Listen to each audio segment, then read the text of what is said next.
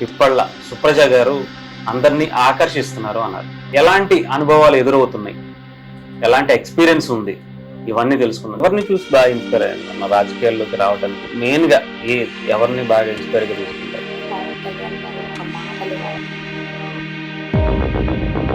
ఈ రోజు ఈ స్టెప్ కూడా తీసుకోవడం జరిగింది. ఎమ్మెల్సీ యొక్క పాత్ర ఏంటి? ఎమ్మెల్సీలు అనేవి కొన్ని స్టేట్స్ లో మాత్రమే. ఇక్కడ ఉన్న యువతకి ఎలాంటి అవకాశాలు ఇస్తారు? డిగ్రీ తర్వాత ఏం చేయాలో కూడా తెలియదు.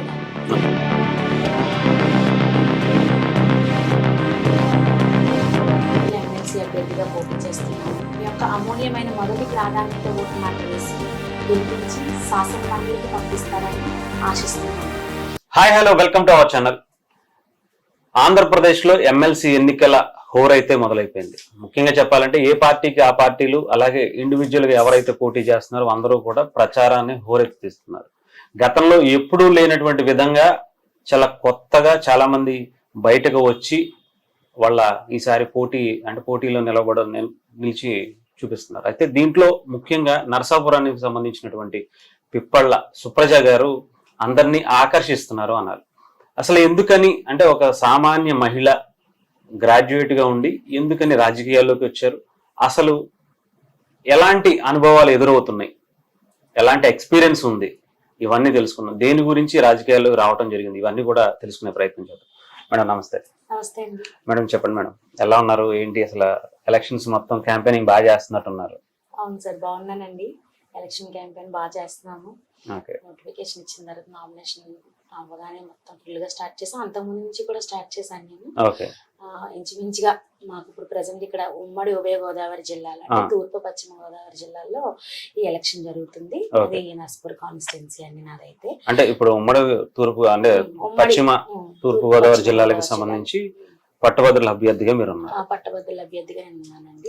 గతంలో ఏమన్నా ఎక్స్పీరియన్స్ ఉందా మేడం? అంటే ఏమన్నా ఎలక్షన్స్ లో పోటీ చేయటం కానీ, లేదంటే ఏమన్నా రాజకీయాల్లో పనిచేయటం కానీ? పోటీ చేయడం అనేది అసలు లేదండి. ఫస్ట్ స్టెప్ ఇది.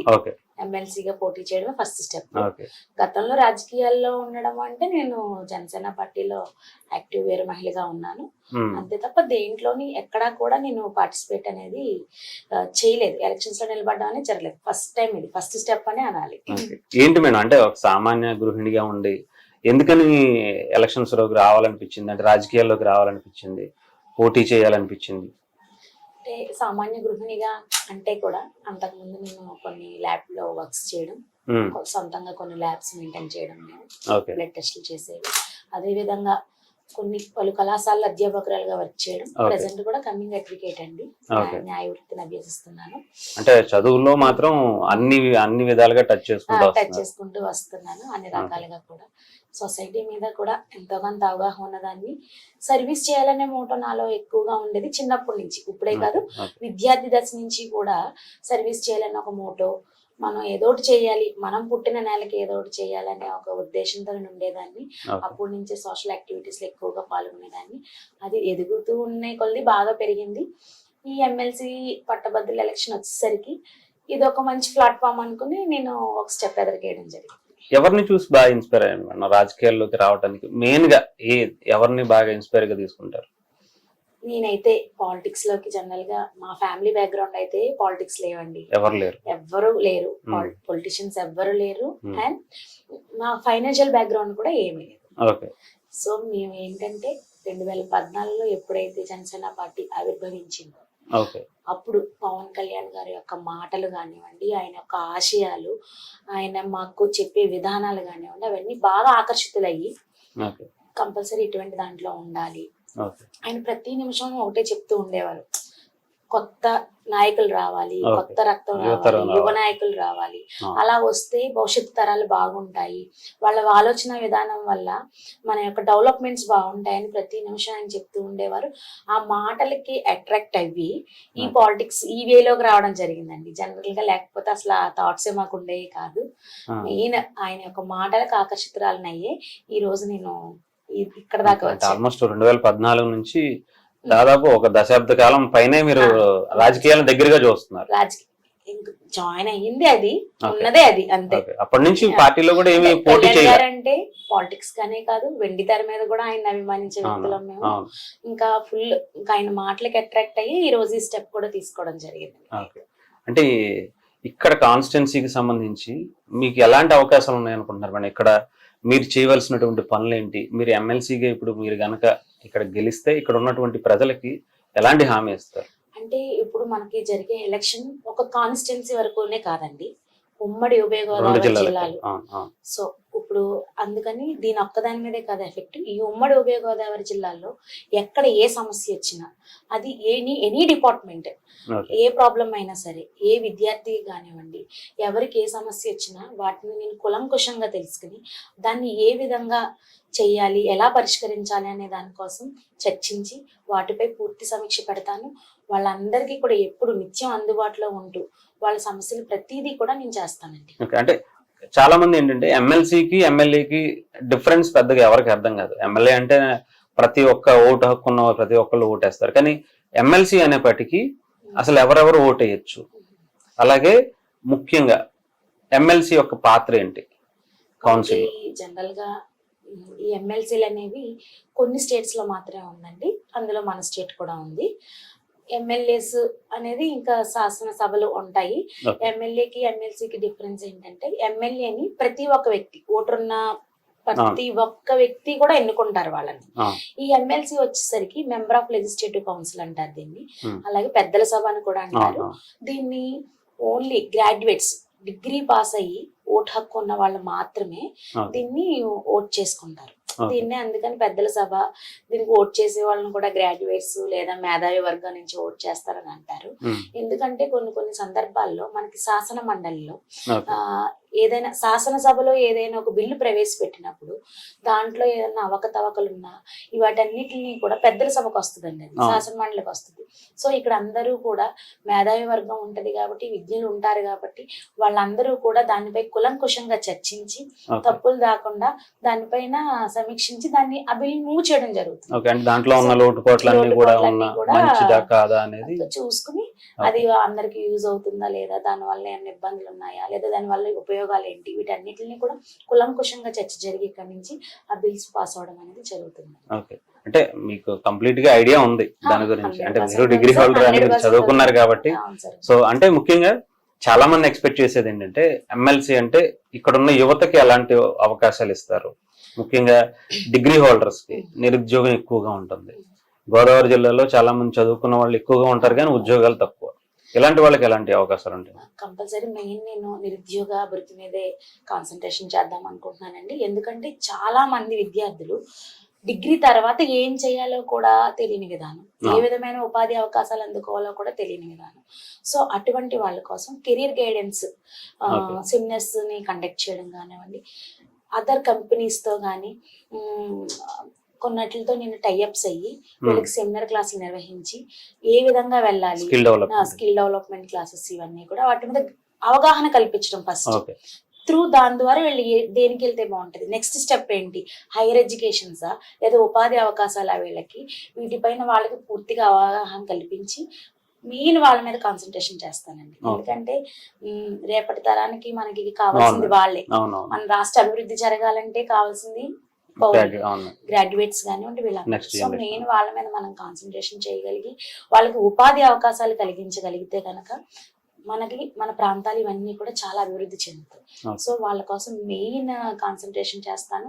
అలాగే కాంపిటేటివ్ ఎగ్జామ్స్ రాసే వాళ్ళు కూడా చాలా ఇబ్బంది పడుతున్నారు, వాటి మీద కూడా నేను దృష్టి పెట్టి అది ఏ విధంగా పరిష్కరించాలనే దాని గురించి కూడా పూర్తిగా ఆలోచిస్తానండి. అంటే మీరు నార్మల్ గా ఇంట్లో గృహిణిగా ఒక ఇంటి పట్టున ఉండేవాళ్ళు బయటకు వచ్చారు, మరి రాజకీయాల్లో ఇప్పుడు ఉన్నటువంటి ప్రచారాల్లో కావచ్చు, లేదంటే ఇక్కడ ఉన్నటువంటి కాంపిటీషన్ కూడా చూడొచ్చు. రాజకీయాల్లో తిట్టడం లేదంటే ఇంకొకటో అంటే ఎవరినన్నా ఇటువంటి రాజకీయాల్లో ప్రజెంట్ ఇదే ట్రెండ్ గా నడుస్తుంది. మీరు మరి అలా వచ్చి ఇమ్మడగలుగుతున్నారా? ఇంట్లో సపోర్ట్ అలాంటి వాటికి ఉంటుందా? అసలు ఒక స్టెప్ తీసుకున్నప్పుడే మేము డిసైడ్ అయ్యామండి, పాలిటిక్స్ ఇవన్నీ కామన్. మనిషిని నిందలేయడం కానివ్వండి, తిట్టడం కానివ్వండి, యాంటీ క్యాంపెయిన్స్ ఉండడం కానీ ఇలాంటి జనరల్ గా చూస్తున్నాం మనం. అంటే ఇంట్లో సపోర్ట్ ఉంటుందా మేడం? మరి ఇలాంటి రాజకీయాల్లోకి వచ్చేటప్పుడు ఇబ్బంది పడతారు కొంతమంది, మానసికంగా కూడా ఇబ్బంది పెడతారు. పర్లేదు మరి మీ ఇంట్లో సపోర్ట్ ఉందా? 100% ఉంది సార్. నేను ఒక స్టెప్ తీసుకుంటాను అని ఇంట్లో డిస్కషన్ చేసుకున్నప్పుడు ఇటువంటి అన్ని వస్తాయి అని మా ఫ్యామిలీ మెంబర్స్ చెప్పారు. నేను కొంచెం మంది నాకు అనుభవం ఉన్న వ్యక్తులతో నేను మాట్లాడినప్పుడు కూడా ఇదే విషయాన్ని అయితే చెప్పారు. కంపల్సరీ వస్తాయమ్మా, నువ్వు చాలా సెన్సిటివ్ కదా అని అన్నారు. సెన్సిటివ్ అయినా పోరాడి లక్షణం నాలో ఉంది. సో ఇంక వీటన్నిటిని కూడా తట్టుకుంటానని ముందుగానే ప్రిపేర్ అయ్యి రావడం జరిగింది సార్ ఇంట్లోకి. దానికి ఫుల్ సపోర్ట్ సార్ నాకు ఇంట్లో వాళ్ళు. అంటే ఈ రాజకీయాలకి సెట్ అవుతారు అనిపించింది? 100% సార్, 100% నేను సెట్ అవుతాను. నాకు డిస్కషన్స్కి అయితే దేన్ని వెళ్ళాను నేను ఎక్కడా కూడా. ఒకవేళ ఇన్ కేస్ నా మీద యాంటీ క్యాంపెయిన్ జరిగినప్పుడు కూడా అలాంటివి కూడా నేను ఎదుర్కొన్నాను. ఇప్పుడు ఆల్రెడీ దీంట్లో దిగిన తర్వాత కొన్ని నాతో ఉన్న వాళ్ళని కూడా కొంచెం మంది ఫోన్స్ చేసి బెదిరించడం అటువంటి చాలా జరుగుతున్నాయి. అయినప్పటికీ కూడా వాటన్నిటిని ఎదుర్కొని, అంటే నేనంటే క్యాండిడేట్ కాబట్టి ఫేస్ చేస్తాను, బట్ నా చుట్టూ ఉన్న వాళ్ళు కూడా అటువంటిని కూడా తట్టుకుని నాతో ఉన్నారంటే నా మీద ఉన్న ఒక నమ్మకం. సో 100% దాన్ని నిలబెట్టుకుంటానండి. నిత్యం రాజకీయాల్లోనే ఉంటాను, పబ్లిక్ అందుబాటులో ఉంటాను, వాళ్ళ సమస్యల మీద ప్రతి నిమిషం కూడా కృషి చేస్తాను. ఎందుకంటే ప్రతి కంటెస్టెంట్కి కూడా గెలుపు ఓటములు అనేవి సహజం. జనరల్గా నేను 100% గెలుస్తానని ఒక నమ్మకంతో నేను ఎదురుకు వెళ్తున్నాను, గెలుస్తాను కూడా. అయినప్పటికీ ఎప్పటికీ కూడా ప్రజల్లోనే ఉంటాను. ప్రజా సమస్యల పరిష్కారం ఏ విధంగా జరుగుతుంది అనే దాని మీద దృష్టి పెట్టి పనిచేస్తున్నాను. పోరాటం చేయగల ధైర్యం అని ఆ తెగింపు ఉంది. 100% పోరాటం చేస్తాను సార్. జనరల్ గా అందరికీ కూడా తెలుసు, సుప్రజ ఏదన్నా ఒక విషయాన్ని పట్టుకుంది అంటే అది కంపల్సరీ ఏ వేలో సాధించుకురావాలో తనకు తెలుసు. సో అది జనరల్ గా ఇక్కడ వరకు మన కాన్స్టిట్యున్సీ వరకు అలా జరిగింది. ఇక ఉమ్మడి ఉభయ గోదావరి జిల్లాలో ఎవరికి ఏ అవసరం ఉన్నా సరే 100% ఒక్క ఫోన్ కాల్ చేసి సుప్రజ ఇది సమస్య, దీన్ని ఏ వేలో వెళ్ళాలి అని అడిగితే అది నాకు తెలిస్తే ఓకే, లేదు నాకు తెలియకపోతే దాన్ని ఎవరిని అడగాలి, ఎలా అడగాలి, దాన్ని ఎలా పరిష్కరించాలి అనే దాన్ని మాత్రం పూర్తిగా దాని మీద మనసు పెట్టి పనిచేస్తానండి. అంటే ఇక్కడ చాలా మంది ఆలోచించేది ఏంటంటే మేడం, ఇంకా అంటే రాజకీయాలకి డబ్బులు కావాలి లేదా ఓపిక ఉండాలి. ఇప్పుడు కాకపోతే నెక్స్ట్ టైంకైనా సరే ఆ ఓపిక అనేది చాలా అవసరం రాజకీయాలకి. అంటే మీరు నమ్ముకున్న పవన్ కళ్యాణ్ గారు కూడా ఒక విజయాన్ని అందుకోవడం కోసం, ఒక చిన్న విజయాన్ని అందుకోవడం కోసం దశాబ్ద కాలం వెయిట్ చేశారు. మరి మీకు ఆ ఓపిక, ఆ మొండిదనం అన్ని ఉన్నాయా? 100% ఉన్నాయి సార్. ఆల్రెడీ గత 10 సంవత్సరాల నుంచి కూడా మేము దీంట్లో ఉన్నాం. మీకు చెప్పాను ఆ విషయాన్ని. అప్పటి నుంచి కూడా పబ్లిక్ సర్వీస్ చేయాలన్న ఉద్దేశంతో ఉన్నాము. ఇక ముందు ఎన్ని సంవత్సరాలు అయినా సరే మన మనసులో ఉన్న ఫీలింగ్స్ అయితే పోవు కదా సార్. సర్వీస్ చేయాలనే మోటో, ఆ ఓపిక 100% ఉంది. ఇంకా ఫైనాన్షియల్ విషయం అంటారా, అవి మీకు ఇందాకడే చెప్పాను, ఎమ్మెల్యే ఎలక్షన్స్ కి ఎమ్మెల్సీ ఎలక్షన్స్ కి చాలా డిఫరెన్స్ ఉంటుంది. ఎమ్మెల్యే ఎలక్షన్స్ అనేవి ఒక వ్యక్తిని చూసో ఒక దాన్ని చూసో వేయరు. కొన్ని సందర్భాల్లో వేస్తారు, పర్సన్ చూసి కొంచెం వరకు వేస్తారు. నెక్స్ట్ లాస్ట్ మినిట్ లో కొన్ని ప్రలోభాలకు గురై కొంచెం మంది ఓట్లేస్తారు. వాళ్ళు ఇచ్చే డబ్బులకి కానీ, వాళ్ళు ఇచ్చే మద్యానికి కానీ, వాళ్ళు కొన్ని చూపించే ఆఫర్స్ కానివ్వండి, వీటిన్నిటిలో ప్రభావితం ఎమ్మెల్యేస్ మీద ఉంటుంది. కానీ ఈ ఎమ్మెల్సీ ఎలక్షన్ అనేసరికి ఆ విధమైన ప్రలోభాలు దేనికి ఉండదు. ఎందుకంటే ఇక్కడ ఓట్ చేసిన అందరూ కూడా ఒక గ్రాడ్యుయేట్స్, మేధావి వర్గం నుంచి చేస్తారు. వాళ్ళు 100% కూడా ఒక మంచి వ్యక్తిని ఎన్నుకోవాలి, మన సమస్యలు పోరాటానికి మనలోంచే ఒకళ్ళు ఉండాలి, ఆ కాన్సెప్ట్ వాళ్ళకి ఉంటదండి 100%.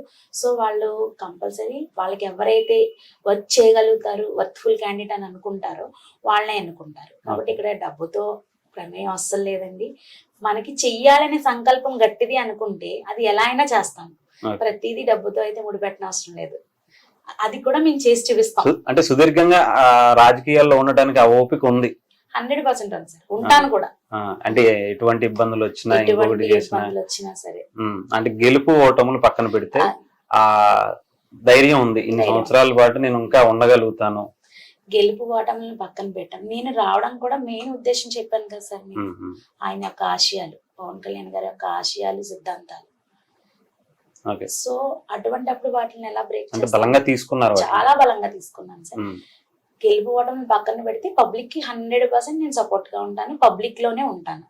వాళ్ళ సమస్యలు చెప్తే నేను ఏ విధంగా అయితే సాల్వ్ చేయగలుగుతానో అలా చేస్తాను సార్. అంటే ఆ తెగింపు కూడా ఉందా పవన్ కళ్యాణ్ గారి లాగా అంత స్ట్రాంగ్ గా నిలబడగలుగుతాం, ఉంటాను సార్. ఆయన నుంచి పుట్టుకొచ్చిన వాళ్ళం కదా, 100% ఉంటది, ఆ తెగింపు ఉంటది సార్.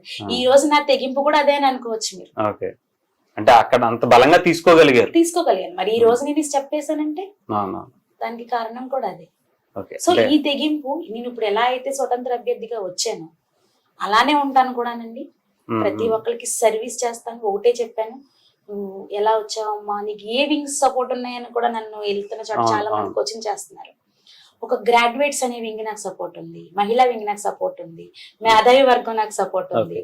అంటే వీళ్ళందరూ కంపల్సరీ ఆలోచిస్తారు, ఎవరెవరో సపోర్ట్ చేస్తే వాళ్ళకి కాదు, కంపల్సరీ మనలోంచి ఒక అమ్మాయి బయటకు వస్తుంది, తనకి సపోర్ట్ చేస్తే మనకి పనులు చేస్తుంది, తను 100% మన వాటి మీద ఫైట్ చేస్తుంది అన్న ఉద్దేశంతో పబ్లిక్ ఉన్నారండి. కంపల్సరీ వాళ్ళందరూ నాకు సపోర్ట్ చేస్తారని ఆశిస్తున్నాను. నేను 100% కూడా గెలుస్తాను నేను. Right, thank you madam. అంటే డెఫినెట్ గా చదువుకున్న వాళ్ళు ఒక మంచి వ్యక్తిని కోరుకుంటారు. డెఫినెట్ గా వాళ్ళ కోసం ఒక ఇండివిజువల్ గా పోరాడగలగడానికి అందరూ, అంటే పార్టీలకి సంబంధం లేకుండా ఎలక్షన్స్ ఎమ్మెల్సీవే జరుగుతాయి. మిగతా వాళ్ళు వాళ్ళ ఓన్ వాళ్ళ గుర్తులతో వెళ్తారు, కానీ వీళ్ళు ఇండివిజువల్ గానే వెళ్తారు కదా. మీ గుర్తు ఏంటి మేడం? జనరల్ గా ఇక్కడ మెయిన్ థింగ్ అదే సార్. ఈ రోజు మేము ఎదరికి రావడానికి కూడా కారణం ఏంటంటే, ఇక్కడ ఒక పార్టీ సింబల్ ఉండదండి. జస్ట్ ఒక మన పేరుతో మాత్రమే మూవ్ అయ్యి మనం ఎదరికి వెళ్తాం. Pippalla Supraja, serial number 18. దానికి మీ మొదటి ప్రాధాన్యత ఓటు వేయండి అని మాత్రం అడుగుతాం.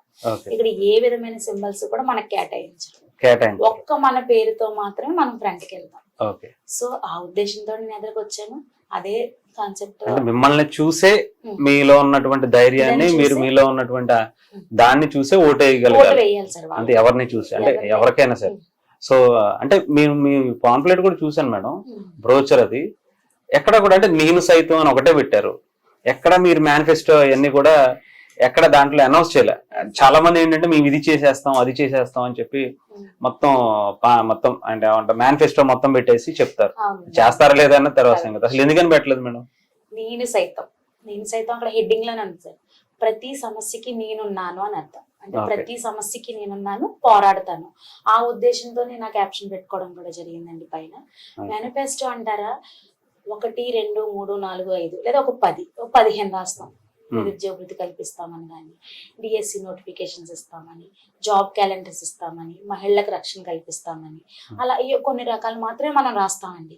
కానీ ఇప్పుడు ప్రస్తుతం ఉన్న సొసైటీలో అవి ఒక్కటే సమస్యలు కాదు. నెంబర్ ఆఫ్ ప్రాబ్లమ్స్ ఉన్నాయి. ఒకే డిపార్ట్మెంట్ లో కాదు, ప్రతి డిపార్ట్మెంట్స్ లోని ప్రాబ్లమ్స్ ఉన్నాయి. ఒక గ్రాడ్యుయేట్ స్టూడెంట్ కాడి నుంచి మొదలు పెట్టుకుంటే రిటైర్డ్ అయిపోయిన ఎంప్లాయీ వరకు కూడా నెంబర్ ఆఫ్ ప్రాబ్లమ్స్ ఉన్నాయి ప్రతి ఆల్ డిపార్ట్మెంట్స్ లో. సో వాటన్నిటి మీద కూడా కృషి చేయాలని ఒక ఉద్దేశంతో, పని చేసి చూపించాలని ఒక ఉద్దేశంతో, మనం మేనిఫెస్టోలో వేయడం కాదు, పని చేసి చూపించాలని ఒక ఉద్దేశంతో నేను రావడం జరిగింది. అందుకు నేను దాంట్లో ఏది వేయలేదండి. ఏదైనా సరే చేస్తాను, ఏదైనా చేస్తాను, ప్రతి దాని మీద పోరాడతాను.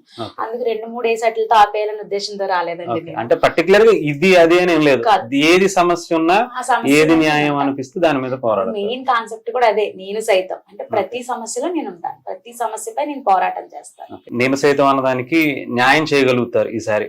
100% చేయడం కోసమే వచ్చాను సార్. నేను నా ప్రయత్నం కంపల్సరీ చేస్తాను. నేను కృషి మాత్రం ఎక్కడ ఆపకుండా, ఇది సమస్య నా దగ్గరికి వచ్చినప్పుడు దాని మీద ఒకసారి కులంకుశంగా ఆలోచిస్తాను. అది ఎంతవరకు కరెక్ట్, అది జెన్యున్ గా ఉంది, అది 100% సమస్యతో పాటు పరిష్కారం కూడా మీరే చూసి చెప్పగలరు. పరిష్కారం కూడా చూసి అది ఏ వేలో వెళ్ళాలి, ఎలా అప్రోచ్ అవ్వాలనే దాని మీద మాత్రం దృష్టి పెడతాను సార్. నేను పెట్టి ఆ పని అయ్యే వరకు నేను వాళ్ళకి తోడుగా ఉంటాను, ఆ పనిని కంప్లీట్ చేస్తాను.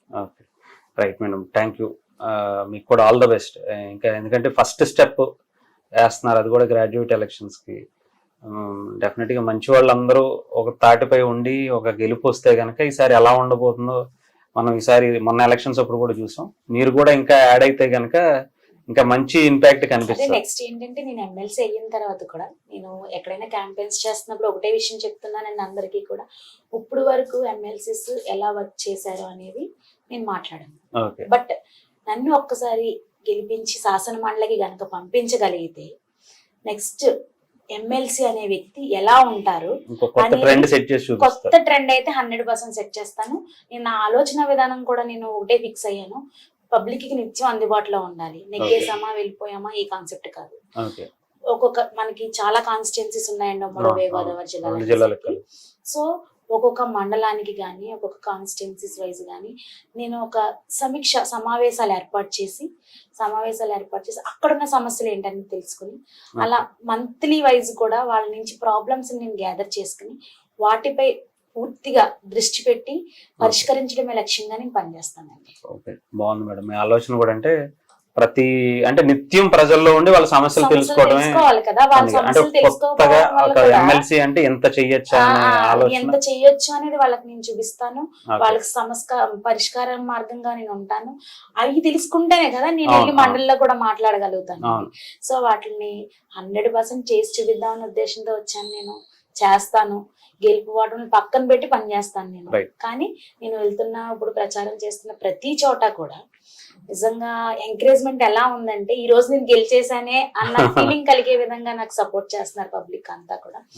ఈ గ్రాడ్యుయేట్స్ అందరూ కూడా అంటే వాళ్ళకి తెలుసండి ఎవరిని ఎన్నుకోవాలి అనేది.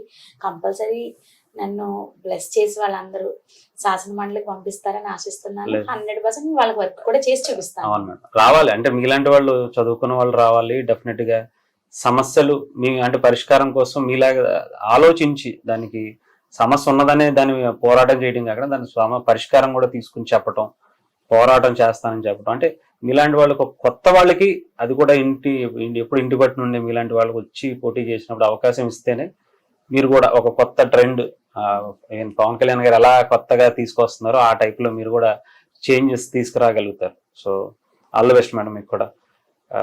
సో ఇదండి సుప్రజ గారు. చాలా అంటే చదువుకుని ఉన్నత స్థాయిలో ఉన్నత చదువులు చదువుకుని కూడా ప్రజలకు ఏదో విధంగా మంచి చేయాలి అనే ఆలోచనతో, తపనతో ఈ గ్రాడ్యుయేట్ ఎలక్షన్స్ లో అయితే పోటీ చేస్తున్నారు. ఉమ్మడి తూర్పు పశ్చిమ గోదావరి జిల్లాలకు సంబంధించి, ఉభయ గోదావరి జిల్లాలకు సంబంధించి పట్టభద్రుల అభ్యర్థిగా ఆమె ఈసారి నిల్చున్నారు. సో డెఫినెట్ గా ఒక కొత్త తరాన్ని మనం కనుక కౌన్సిల్కి పంపిస్తే ఎలాంటి చేంజెస్ ఉంటాయో మనం సుప్రజ గారు వెళితే గానీ మనం చూడవచ్చు. అంటే ఇలాంటి వాళ్ళు వస్తే నెక్స్ట్ వాళ్ళకి కూడా ఎంత మంచి అవకాశం వీళ్ళకి ఇచ్చారు, బాగా చూసుకుంటున్నారు, నెక్స్ట్ మనం కూడా వెళ్ళి పోటీ చేయొచ్చు అనే ధైర్యం సుప్రజ గారు లాంటి వాళ్ళు ఇచ్చినట్టు అవుతుంది. సో అది డెఫినెట్ గా మరి మిగతా ఎవరైతే ఉన్నారో ఓటు వేసే వాళ్ళందరూ దాన్ని చూసుకుని మనకి క్యాండిడేట్ ఎంత బాగున్నారు ఏంటి, కంప్లీట్ గా మన కోసం పనిచేస్తారా లేదా అనేది తీసుకోవాలి. Right madam, thank you, all the best. Thank you so much sir. అందరికీ నమస్కారం. నా పేరు పిప్పల సుప్రజ అండి. నేను ఉమ్మడి ఉభయ గోదావరి జిల్లాల పట్టభద్రుల ఎమ్మెల్సీ అభ్యర్థిగా పోటీ చేస్తున్నాను. నా యొక్క సీరియల్ నెంబర్ 18. మీ యొక్క అమూల్యమైన మొదటి ప్రాధాన్యత ఓటు నాకు వేసి గెలిపించి శాసన మండలికి పంపిస్తారని ఆశిస్తున్నాను. నన్ను కనుక శాసన మండలికి పంపించగలిగితే ప్రతి సమస్యపై దృష్టి పెట్టి పరిష్కరించడమే లక్ష్యంగా పనిచేస్తానని మీ అందరికీ హామీ ఇస్తున్నాను.